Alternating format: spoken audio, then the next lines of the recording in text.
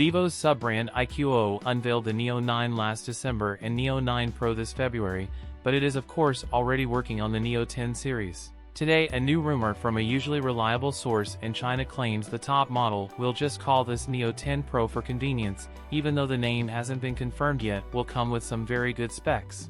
Tipster Digital Chat Station leaked details of an unnamed smartphone equipped with a Snapdragon 8 Gen 3 chip that will sport a 1.5K LPTO AMOLED screen with a 144Hz refresh rate. The rear panel of the handset is said to be made of glass or leather and it won't feature a plastic frame.